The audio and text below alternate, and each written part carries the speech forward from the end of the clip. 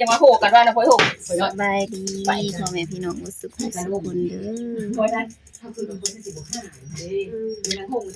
นี่กับพ่อก็ส่องโซโฮมสินกับสินเคยเนาะมื้อนี้สิมารีวิวอบไก่เนาะพี่น้องอบไก่แล้วก็สิมารีวิวหมากกะทินน่ะงามอีแล้วซอยไปวังหันนะมื้อนี้ก็งามแล้วเนาะมื้อนี้สะฮงก็บ่ได้ไปเปิดห้านพี่น้องไปบุญยิงเนาะเจ็บปีเย้ถูกปะลุงแน่ถูกปะลุงเลย ถูกปะลุงแน่เฮ็ดเป็นบ่นี่ถูกมันก็บ่ทางลุงนะถูกนี่ตามถูกได้บ่นะดูนะ FC ตั้งแต่อย่างนี้เนาะแดงๆวันนี้ ตั้งแต่อยู่ในท้อง ร้านในโฮมนะพุ่นเอ้า ตั้งแต่อยู่ในท้อง3 บ่หอมเอาบ่หอมกูบ่เอาก็ยากกูบ่หอมอ่ะ ติดตามติไปห้อง ดาบกับคนอื่นบ่ได้หอมได้ อันเด็กงัวไผอีอ้วไผมาแล้วผู้อีอ้วอื่นบ่ได้อื่นได้คนที่หอมจะหอมได้นะอื่นเขาบ่ได้หอมนี่ค่ะท่านบ่พอใจข่อยบ่ได้หอมได้เด้อท่านบ่แม่นมากพอใจข่อยน่ะ ปะลุงนะ ก็บ่ได้หอมได้น่ะ สบายดีป้าลุง เฮ็ดเบิ่ง สบายดี เฮ็ดแบบไอโดนั่นนี่สบายดีดู เนาะ เอาขึ้นนะเรียน ดูโลดไกลก็ติ เห็นแล้วเฮ้ยสบายดีเดี๋ยวไปโทรจังเลยนะ ให้เราหูมาแล้ว คือเขาดังแห่ต้มน้ำบ้านนั่นนี่ลอย เล่นน่ะบ่ได้คิดยังไงว่ามันเบื่อเพราะมันหิวนอนน้ำลูกมันนี่นะลูกมันอัน คันสุขภาพบ่อันนั้นแลแบบหิวแบบหิวนอนไปกินน่ะบ่ได้นอกได้ หิวนอนเล่นตายเล่นมา สุขภาพ โอ้ยสิผมได้มาหยิงกากับมันนั่นนะเฮ้ยเนาะ เฮาน่ะบ่ วัน ได้ นี้คนน่ะ บ่ได้กินนะเขาให้นะแล้วก็บ่กิน แล้วคนน่ะไปลองเบิ่ง ลองก็ติดใจแล้วแหละ โลขนาดเย็นได้ เออ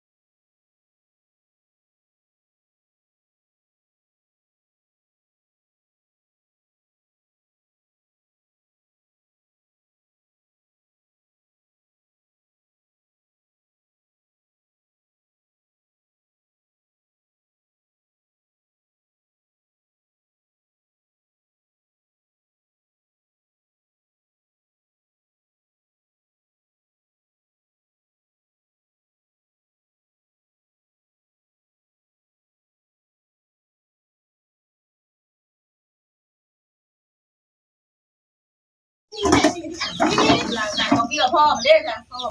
งานแบบลูก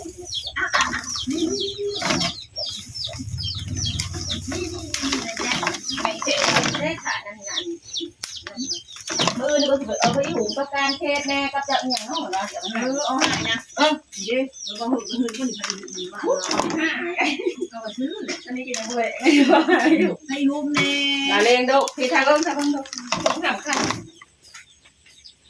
เห็นบ่หาง โดยหายถ้าปล่อยลูกปล่อยหนูปล่อยปลาปล่อยหนูคนฝามาขังไว้ดีกว่าไปน้อยยังนี่นะน้องของน้องเอามือจังละดีกว่านี้นะเบรกเลยมือเลยละดีกว่ามาแล้วเจอหนูหนูหนูหนูอีกแล้วจังห้าเพื่อนว่าเลยคนนึงจะว่าจะละคนนึงว่าได้ทำหงมามันกิน ป้อนผู้นี้มาป้อนดกน้อยตัวนี้นะวะ กะ สาวได้แข่งล่าเฮ้ยแข่งดุกูแล้วดุกูดูจิสเปนเผ็ดเพิร์ดเถอะป้อนน้ำนี่ดื้อ มาหา อีไหนนะคนว่าว่าอยู่เท่าคำบ่เลยว่ะอยู่เท่าคำไม่ได้พูดถึงบ่ได้คู่มันได้ถูกเจ้าอะไรได้คู่เบอร์ว่ากันถูกกูเลยแล้วก็โหได้มันบ่ได้เท่งกันมาสิข้ามบ่ว่าเจ้าอะไรมาเบิร์ดบางคนมาบ่เบิร์ดบ่ได้แล้วเลยล่ะโหมันบ่เท่งกันว่า เละเขามากันมา อันอีไหนบ่หายเครื่องนะเจ้าละมาบ่ทุกคนว่าเพราะแล้วมันได้มาบ่ทุกคนแล้วบ่ได้แล้วจะประสานไม่ภาษาเนี่ยมาชื่อเครื่องมือสองคำเว้ย ได้ข่าวว่าได้แพ้ ยังแต่ไม่มาทำแล้วทำไปซื้อเทบ้านทำบริวารได้ได้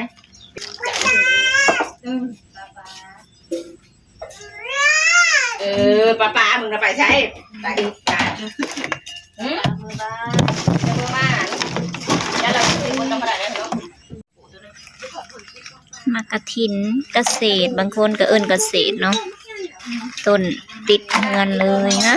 งามพี่น้องเอ้ยแต่ว่าสะหงน่ะบ่มีผู้กินอยู่เฮือนน่ะอยู่ในเฮือนนี่ผมบ่ค่อยมีผู้กินเนาะกินก็บ่ไหวดอกเบิ่งจนเต็มต้นผู้ ไว้แล้วกินข้าวแล้วก็ลงไปดิ ใครอยากได้อันแนวก็มาเอาเด้อมันหล่นลงนี่นะปีหน้ามันก็เป็นอีกหมากงามมาเลยเด้ เรามาอาจารย์ผิดอีกแล้ว ให้มันบินได้จังสิขอซื้อไปปล่อย จะได้เข้ามาทีเข้าทีให้เด้อไปอยู่ลูกน้อยออกมาเลยให้นะนั่น ปอด ถ้าเป็นได้เต้าน่ะสิขึ้นมาป้อนยี่เด็กนะถ้าบัวเห็นเนาะไปดูต้นนะ ป้า เต้า ป้า นะเอามาเด้อกับเพ่นนะชื่อปอยนี่ ป้าป้า ตัวนึงแต่เขาใส่นอนเขาใส่ ป้าป้า อ้าวเขาหมาย ขายกับอยู่ไทยน่าหน่อยก็มี กับเพ่นแล้วเอามาเด้อตัวข้าวบริสุทธิ์ได้สินะ ป้าป้าแก้มน้องไปเลย อยู่ ไปเลย ยูกับย่าหาได้ปอยหลงเลยดิ ขาดปล่อยในใจ ไปเลยแก้มน้องไปเลยป้าป้า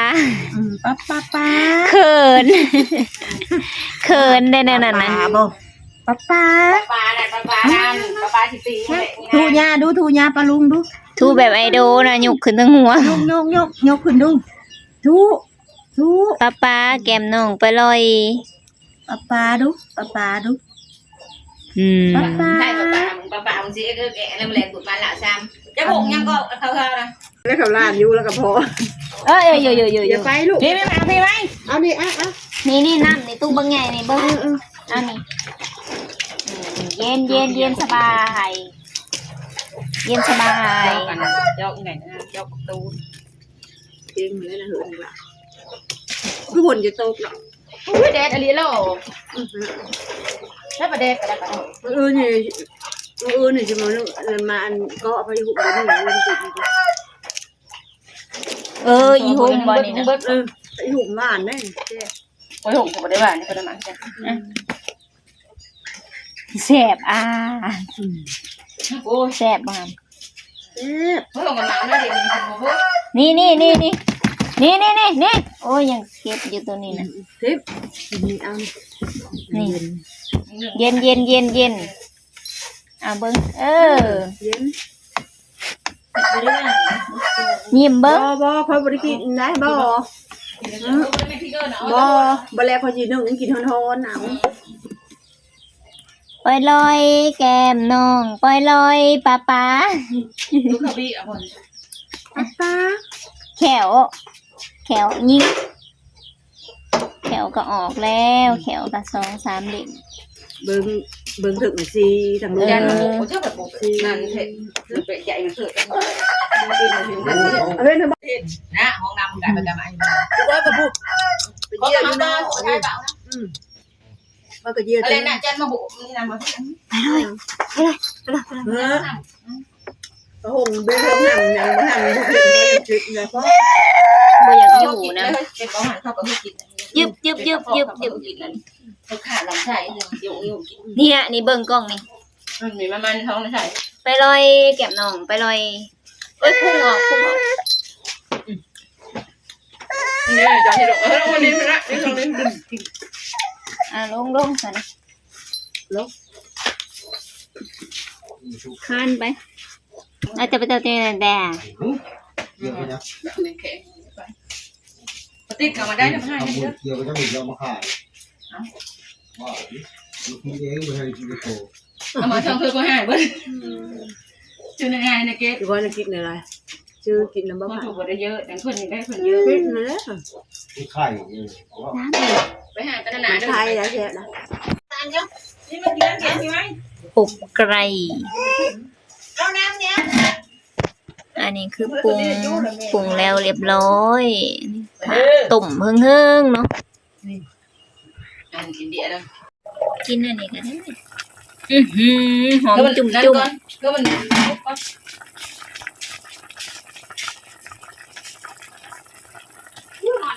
เป็นแต่แซ่บอร่อยถวา